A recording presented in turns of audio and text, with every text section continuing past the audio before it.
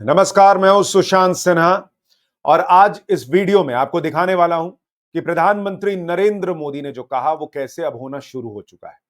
Border पर से कौन से बड़े एक्शन की खबर आ रही है। नरेंद्र मोदी ने कल कौन सी बैठक बुलाई है जिसके बाद यह तय हो जाएगा कि पाकिस्तान पर कब अटैक होना है और क्या अब उसमें 24 घंटे से भी कम वक्त रह गया है। पाकिस्तान के अंदर ही क्या तूफान मच गया है। प्राइम मिनिस्टर के वहां जो है उनकी तबीयत क्यों खराब हो गई है। यहां घर की सफाई में नरेंद्र मोदी ने जो बड़े बड़े एक्शन लिए हैं देखेंगे तो आप हैरान रह जाएंगे। मतलब नरेंद्र मोदी इस वक्त कुछ भी सुनने के मूड में नहीं है कि कोई ये रोना रोए कि अरे लोकतंत्र खत्म हो गया, अरे ये हो गया, अरे वो एक्शन, अरे छोड़ो बॉस। नरेंद्र मोदी इस वक्त अलग मोड में दिख रहे हैं। ना तो पाकिस्तान को छोड़ेंगे, ना यहां घर के अंदर जो विद्रोही हैं, जो विरोधी हैं, विरोधी इन द सेंस जो देश विरोधी है, उनको छोड़ने के मूड में नरेंद्र मोदी नहीं है। आज आपको सब दिखाने वाला हूं। कमेंट करके अपनी राय जरूर दीजिएगा। जो जो एक्शन आपको ठीक लग रहा है वो जरूर बताते चलिएगा। लेकिन फिलहाल आज की सबसे बड़ी खबर आपको बता दूं। कुछ लोगों का दावा है कि ऑपरेशन जो है वो underway at an undisclosed location, prayers for our forces.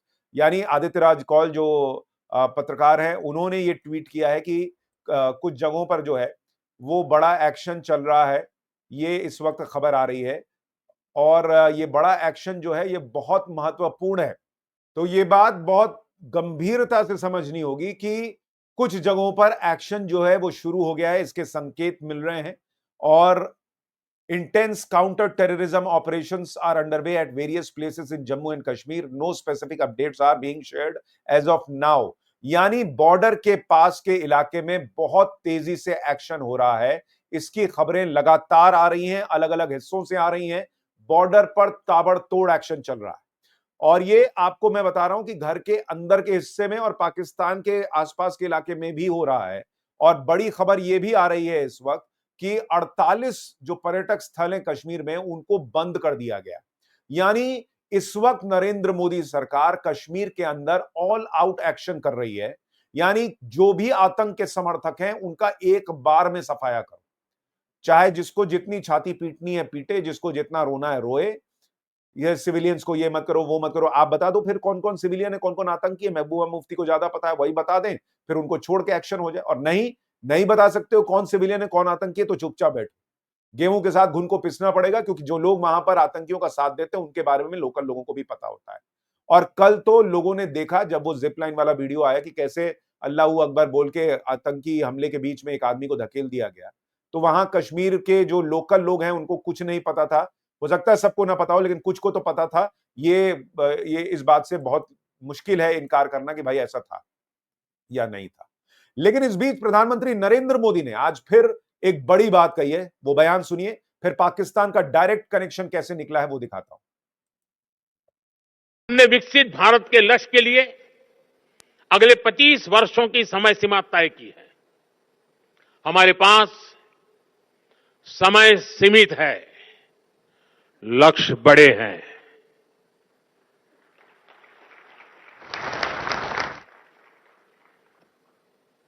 ये मैं वर्तमान स्थिति के लिए नहीं कह रहा हूं।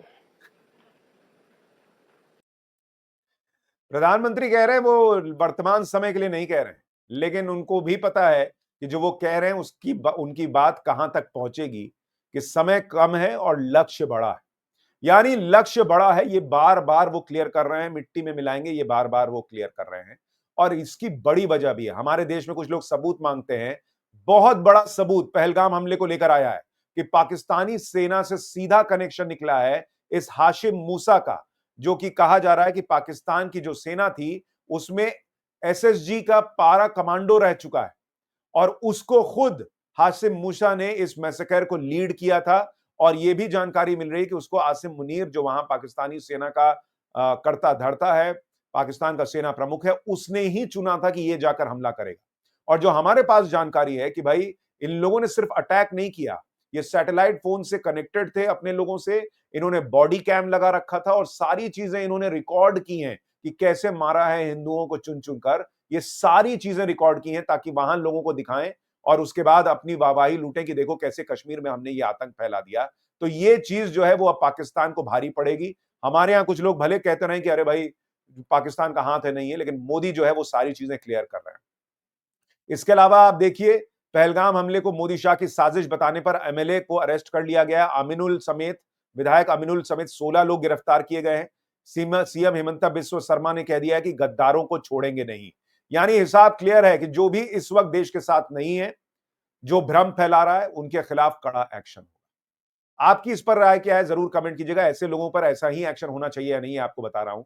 लेकिन राहुल गांधी ने आज कौन सा बड़ा बयान दिया है, पीएम मोदी कल क्या करने वाले हैं जो निर्णायक साबित हो सकता है, ये सब आपको बताने से पहले, और कैसे खालिस्तानियों पर नरेंद्र मोदी का बड़ा अटैक, वो भी आपको बताने वाला हूं। बताता हूं कि नरेंद्र मोदी सरकार जो काम कर रही है, जो एक्शन ले रही है, उसके बारे में जब मैं आपको बता रहा था, भाई ये एमएलए तक की गिरफ्तारी तो हो ही रही है। बांग्लादेशी जो इस वक्त लगातार बड़ा प्रश्न का खड़ा हो रहा था कि भाई जो रोहिंग्याज हैं, बांग्लादेशी हैं, उन पर गुजरात में और बीजेपी शासित राज्यों में जबरदस्त एक्शन चल रहा है। 70 JCB, 200 truck, 2000 cops, 1500 AMC worker लगकर जो है वो ऑपरेशन क्लीन चला रहे हैं। ये गुजरात पुलिस ने ट्वीट किया है। और वहां पर जो है वो जबरदस्त एक्शन की जो तस्वीरें आई हैं, आपको जरा एक बार वो तस्वीरें दिखाता हूं, आप देखिए जरा इसको। मतलब मैसिव एक्शन चल रहा है। बांग्लादेशी और रोहिंग्याज को, अवैध रूप से रह रहे लोगों को गुजरात से क्लीन अप किया जा रहा है। देखिए कितनी बड़ी संख्या में वहां पर जो जेसीबी हैं वो लगे हुए हैं और इनसे लगातार एक्शन हो रहा है। और उस एक्शन का नतीजा ये है कि वहां पर जो अवैध बस्तियां थी उन्हें तोड़ दिया गया है, तहस नहस कर दिया गया है। पूरी तरह से वहां पर तबाही मची हुई है और जो बांग्लादेशी हैं उनको डिटेन किया गया है और उनको कहा जा रहा है कि भाई निकलो अब यहां से, बहुत हो गया तुम्हारा काम, अब तुमको यहां रहने की जरूरत नहीं। तो नरेंद्र मोदी, मैं आपको कह रहा हूं ना, उन्होंने मतलब चौतरफा फ्रंट खोला हुआ है कि भाई इसको खत्म करो, हो गया, बहुत तमाशा हो गया, सब जगह अब सफाई होगी और एक साथ होगी। यही समय है, सही समय है। और इसी सफाई के दौरान आप देखिए कि जब ये बांग्लादेशी और रोहिंग्यास को निकाला जा रहा है, कुछ लोग अहमदाबाद हाईकोर्ट चले गए कि भाई ये रोकिए, ऐसा नहीं होना चाहिए। लेकिन हाईकोर्ट ने रोक लगाने से इनकार कर दिया है। हाईकोर्ट ने कहा कि नहीं भाई, जो कार्रवाई चल रही है वो चलती रहेगी। इन लोगों को सोचिए, ऐसे ऐसे लोग हैं, ऐसा इकोसिस्टम है जो बांग्लादेशियों को बचाने पे लगा हुआ है। खैर, अब आपको बताता हूं राहुल गांधी ने आज क्या किया। राहुल गांधी जी ने आज चिट्ठी लिखी है प्रधानमंत्री नरेंद्र मोदी को। कह रहे हैं कि ये वक्त है जब हम joint session, special joint session बुलाएं, संसद का विशेष सत्र बुलाएं और उसमें हम ये दिखाएं कि हम इस पूरे मामले में एकजुट हैं। हम इस पूरे मामले में आतंक के खिलाफ लड़ाई में एकजुट हैं। ये राहुल गांधी कह रहे हैं कि हम एकजुट हैं और इनकी पार्टी जो है वो क्या ट्वीट करती है, जिम्मेदारी के समय गायब, और नरेंद्र मोदी का सर कटा हुआ दिख रहा है यहाँ पे, मतलब चेहरा गायब है। बीजेपी कह रही है ये सर तन से जुदा के नारे लगा रही है क्या कांग्रेस पार्टी? ये नरेंद्र मोदी के साथ यही होते देखना चाहते हैं क्या? लेकिन बड़ा सवाल तो राहुल गांधी से है। अगर आप आतंकवाद के खिलाफ एकजुट हैं, उस कार्रवाई में सरकार के साथ खड़े हैं, तो बॉस आपकी पार्टी क्यों टारगेट कर रही है इस वक्त प्रधानमंत्री को? 4 दिन आप लोग शांत नहीं रह सकते? सिद्धारमैया कह रहे हैं पाकिस्तान पर अटैक नहीं होना चाहिए। आपके महाराष्ट्र के विधायक जो हैं वो कहते हैं कि अरे आतंकवादी धर्म पूछ के नहीं हमला कर सकता। वो क्या कान में इतना समय है आतंकवादी के पास कि धर्म पूछेगा? तो पहले अपने लोगों को समझा लीजिए, उसके बाद जॉइंट सेशन की बात कीजिएगा। इनको जॉइंट सेशन इसलिए चाहिए कि वहां पर जो है वो सवाल उठाएं कि भाई जो है ये हुआ नहीं हुआ, फलाना ढिमकाना करके किसी तरीके से खुद का पार्टिसिपेशन भी दिखाएं कि हम भी इस वक्त मौजूद हैं। इनकी एक ही चिंता है कि भाई मोदी को माइलेज ना मिल जाए, देश का भला हो जाए, इससे इनको कोई फर्क नहीं पड़ता। खैर, नरेंद्र मोदी ने कल एक बड़ी बैठक बुलाई है। एक और आपको ब्रेकिंग न्यूज बता देता हूं। कल नरेंद्र मोदी ने CCS, cabinet committee on security की सुबह 11 बजे बैठक बुलाई है और ये अपने आप में सबसे निर्णायक मोड़ है इस वक्त जो हो रहा है। क्योंकि आप देखिए, CCS, cabinet committee on security की बैठक बुलाए जाने का सीधा सीधा मतलब यह है कि कल हो सकता है फाइनल डेट और फाइनल एक्शन तय हो जाए। इससे पहले रक्षा मंत्री प्रधानमंत्री से मिल चुके हैं। अजीत डोभाल की मुलाकात हो चुकी है। अमित शाह तो मिल ही चुके हैं। लगातार सीडीएस ने जो जानकारी दी है वो पीएम तक पहुंच चुकी है। आर्मी चीफ कश्मीर दौरे से लौटे तो क्या बताया, वो जानकारी मिल चुकी है। यानी फाइनल फाइल तैयार है। कल उस फाइनल फाइल पर अप्रूवल लगेगा जब ये मीटिंग होगी, सीसीएस की मीटिंग होगी, कैबिनेट कमेटी ऑन सिक्योरिटी की। और उसके बाद आप मान के चलिए कि 24 से 48 घंटे में पाकिस्तान वो सब देखेगा जो उसने कल्पना नहीं की। और इसलिए यह बहुत इंपॉर्टेंट है। भारत कितने कड़े फैसले इस वक्त ले रहा है। आप देखिए कि पाकिस्तान के रक्षा मंत्री ख्वाजा आसिफ का ट्विटर अकाउंट नरेंद्र मोदी सरकार ने जो है वो रोक दिया। ख्वाजा आसिफ, रक्षा मंत्री पाकिस्तान का, his account has been withheld in response to a legal demand। यानी भारत में ख्वाजा आसिफ का जो ट्विटर अकाउंट है, नरेंद्र मोदी ने कहा कि हटाओ इस आदमी को, ये जहर उगल रहा है, इसको इसका ट्विटर अकाउंट जारी रखने की क्या जरूरत है। इससे पहले आपको याद होगा यूट्यूब चैनल्स जो थे पाकिस्तान के, उनको बैन किया गया। यानी भाई इस वक्त उस लेवल पे एक्शन हो रहा है जो कई बार आदमी सोचता था कि यार नरेंद्र मोदी सरकार करेगी नहीं करेगी, सोचेगी कि दुनिया का, नहीं, नरेंद्र मोदी इस वक्त दुनिया को एक पेज पर ला चुके हैं कि हम तो ठोकेंगे पाकिस्तान को, और इसलिए खुला एक्शन चल रहा है। और इसका डर पाकिस्तान में कैसे है, ये रक्षा मंत्री इनके ख्वाजा आसिफ का बयान सुनिए। Vivid possibility that we can have war in next day 2 or 3 or 4. Day 2 or 3 or 4? Yeah, because मेरा मतलब अगर 15 दिन बाद हुई तो वो मोदी का इलेक्शन हो जाएगा वहां पे, उन्हें वोट लेने हैं, ये भी देखे ना, वहां पे इलेक्शन डेट भी चेक करें। ख्वाजा आसिफ कह रहा है 2-4 दिन में हम पे हमला हो जाएगा। इन लोगों की हालत पतली हो रखी है, लेकिन इनके यहां देखिए एक आदमी बुद्धि से कोई ठीक ठाक दिख जाए, सब बुद्धि से पैदल कह रहा है कि 15 दिन अगर लग गया तो मोदी का इलेक्शन निकल जाएगा। कौन सा इलेक्शन है 15 दिन बाद भाई, कौन सा इलेक्शन है ये? यहां जो लोग माहौल बना रहे थे बिहार इलेक्शन के लिए हुआ, बिहार इलेक्शन के लिए, भाई को पता तो है नहीं बिहार इलेक्शन नवंबर में, इसने पकड़ लिया कि 15 दिन बाद मोदी का कोई इलेक्शन होगा, इसलिए हमको ठोकने आ रहा है। कोई इलेक्शन नहीं है इस वक्त, देश हित में जो होना है वो हो रहा है। और इसीलिए आप देखिए कई ऐसे यूट्यूब चैनल जो भारत में बैठकर भारत के खिलाफ काम कर रहे थे, एक वो 4 PM वाला भी है, इसको भी बंद कर दिया गया है कि हटाओ, इसको भी रोको। और इसके थंबनेल ही आप देख लीजिएगा तो आपको समझ में आ जाएगा कि ऐसी ऐसी चीजें ये आदमी चला रहा था कि मतलब क्या ही बोला जाए, लेकिन वो फेक फैक्ट्री चल रही थी। लेकिन नरेंद्र मोदी इस वक्त इन चीजों को बर्दाश्त करने के मूड में ही नहीं। जिसको छाती पीटनी है पीटो, जिसको रोना है रो, देश के हित में काम नहीं करोगे तो भैया इसी तरीके का हिसाब होगा। नरेंद्र मोदी ने क्लियर कर रखा है, किसी का भी यूट्यूब चैनल झूठ फैलाएगा, भ्रम फैलाएगा, ब्लॉक करो। इसलिए मैं आपसे कह रहा था कि अभी कमेंट करते जाइएगा कौन कौन सा एक्शन आपको पसंद आ रहा है और क्या ये आपको ठीक लग रहा नहीं लग रहा है, कमेंट जरूर करते जाइएगा। अब ये देखने के बाद पाकिस्तान तो मिट्टी में मिल ही रहा है, आप देखिए कैसे कनाडा में खालिस्तानियों की हालत खराब हो गई है। कनाडा में अभी इलेक्शन के रिजल्ट आए और जो खालिस्तानियों का आका था जगमीत सिंह, वो ना घर का रहा है ना घाट का रहा है, धोबी के कुत्ते से बुरी हालत हो गई है उसकी, ये जगमीत सिंह की। ये वही आदमी है जो खालिस्तानियों का समर्थक है, वहां पर पार्टी चला रहा था। इसकी पार्टी एनडीपी की वहां पर भयंकर हार हो गई है कनाडा के चुनाव में। इसकी हालत ये हो गई है कि राष्ट्रीय पार्टी का दर्जा छिन गया। वहां कनाडा में नियम है कि 12 सीट कम से कम आनी चाहिए आपको वहां के चुनाव में, इसको 12 सीट भी नहीं आई। इस आदमी की खुद की सीट चली गई। ये खालिस्तानी जगमीत सिंह अपना चुनाव भी हार गया है, और इतना ही नहीं, अब इसको अपनी पार्टी के नेतृत्व से इस्तीफा देना पड़ा है। इतनी शर्मनाक हार हुई है इसकी। यानी जो जस्टिन ट्रूडो भारत के खिलाफ माहौल बना रहा था वो मिट्टी में मिल गया, वो खत्म हो गया, उसकी कुर्सी चली गई। ये जगमीत सिंह जो खालिस्तानियों का बाप बना घूम रहा था, इसकी खुद की सीट चली गई, खुद हार गया चुनाव, इसकी पार्टी की मिट्टी में मिलने की खबर है। सिंगल डिजिट में सीटें आई हैं, राष्ट्रीय दर्जा छिन गया, इसकी खुद की नेतृत्व पर लोगों ने सवाल खड़े कर दिए, भाई को इस्तीफा देना पड़ा। ये खालिस्तानियों के साथ कनाडा में हुआ। तो यार आज के डेट में भारत से भिड़ना बहुत मुश्किल चीज है, बहुत मुश्किल। और जो भारत इस वक्त नैरेटिव सेट करता है सच्चाई के साथ, वो दुनिया को समझ में आ रही है बात। और इसीलिए पाकिस्तान ने कर तो दिया कांड। आसिफ मुनीर ने सोचा कि अरे हम अटैक कर देते हैं, यहां पे थोड़ा सा हिसाब किताब हो जाएगा। जो हमारे पास खबरें हैं, पाकिस्तान को अंदर भी एक अटैक झेलना पड़ेगा। अब वो मैं उस पर ज्यादा डिटेल में नहीं जाऊंगा, लेकिन अंदर भी कुछ ऐसा चल रहा है जो पाकिस्तान इधर से इंडिया को तो झेलेगा ही, अंदर से भी उसको अटैक झेलना होगा, ऐसी भी कुछ खबरें आ रही। लेकिन आप देखिए अब पाकिस्तान क्या कह रहा है। अब वो कह रहा है कि भाई जब हमारा अस्तित्व खतरे में होगा तब हम परमाणु हमला करेंगे।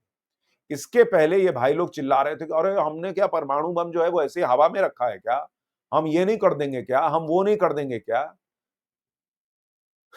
परमाणु बम की धमकी दिखा रहा था।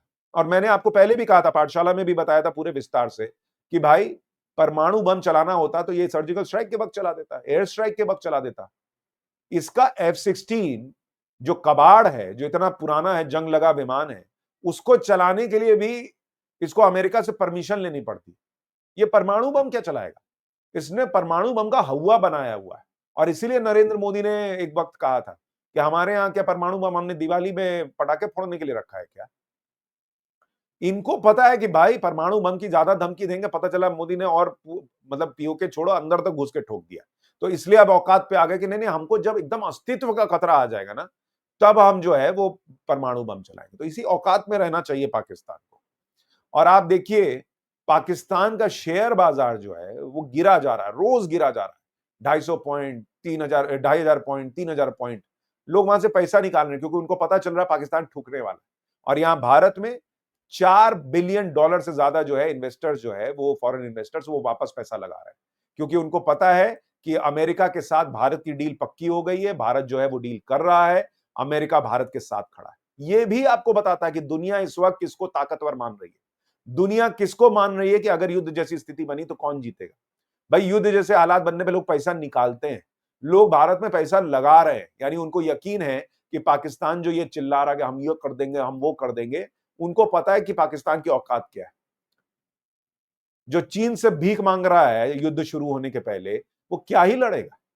जो दुनिया से भीख मांग के अपना देश चला रहा है वो क्या कितने दिन लड़ेगा। भाई पाकिस्तान की जो फोर्स है उसके अंदर लोगों को पता है कि अगर 10 दिन से ज्यादा, 10 दिन भी मैं ज्यादा बोल रहा हूं, 10 दिन से ज्यादा अगर युद्ध छिड़ गया, चल गया, तो पाकिस्तान नहीं झेल पाएगा, कोलैप्स कर जाएगा। और अगर 10 दिन भी युद्ध चला, 9वें दिन भी मान लीजिए नरेंद्र मोदी ने कहा कि जाओ पीओके लेके छोड़ रहा है या कुछ इस तरह की एक बात कह रहा हूं, तब भी पाकिस्तान उस 9 दिन में इतना पैसा गवा चुका होगा, फूंक चुका होगा कि उसके यहां लोग भूखे मरेंगे, ऐसी उसकी हालत हो जाएगी। वो क्या युद्ध लड़ेगा, इसलिए वो तमाशा कर रहा है। वो जो ये बातें करता है, हंगामा करता है कि ये कर देंगे, वो कर देंगे, वो एक्चुअली इतना घबराया हुआ है कि वो सोच रहा है कुछ तो करके हो जाए। वो जो कह रहा है हम इंडिपेंडेंट जांच के लिए तैयार हैं, हम आओ ना मिलकर न्यूट्रल जांच करते हैं। भाई ये सब तुमको पहले सोचना चाहिए था। एक काम करो, तुम आसिफ मुनीर को खुद ही चौराहे पे खड़ा करके गोली मार दो, युद्ध रुक जाएगा। तुम हाफिज सईद को चौराहे पे खड़ा करके गोली मार दो, दाऊद इब्राहिम को भारत को सौंप दो, कुछ क्रेडिबल करके दिखाओ। नहीं नहीं हम जांच, तुम क्या जांच करोगे यार? किसी का कत्ल करने वाला कातिल खुद जांच में शामिल होता है क्या? तुम खुद आतंकवाद फैलाओ और कहो कि हम जांच करेंगे। अरे जाओ, ये अब जांच वांच की बात बहुत पुरानी हो गई, खत्म हो गई। बॉर्डर पर एक्शन तेजी से बढ़ रहा है, इसकी खबरें हैं। भारत चौतरफा हमले की तैयारी कर चुका है। 3 तो मैं आपको बता ही रहा हूं, एयर, जमीन, समुद्र, और चौथा हो सकता है कि पाकिस्तान के अंदर से भी कुछ हो जाए। तो वो तो क्या ही होगा, मैं क्या बताऊं। आप समझदार हैं, आप समझ सकते हैं ये पाकिस्तान में अंदर ही अंदर कहां आग लगी हुई है और कहां जो है आजादी के नारे लग रहे हैं। तो आप समझ सकते हैं कि क्या हो सकता है। तो इसलिए ये बहुत अहम है। कल सीसीएस की बैठक में क्या निकलेगा, उसको लेके क्या खबर है, अभी थोड़ी देर में उस पर भी जानकारी जुटाऊंगा और आपको पाठशाला में बताऊंगा। फिलहाल इस वीडियो को खत्म करने से पहले आपकी राय जानना जरूरी है कि आप नरेंद्र मोदी ये जो ऑपरेशन क्लीन घर के अंदर बाहर दोनों जगह चला रहे हैं, उस पर आपकी सोच क्या है, जरूर कमेंट करके बताइएगा। वीडियो को लाइक और शेयर कीजिएगा, चैनल को सब्सक्राइब। नमस्कार।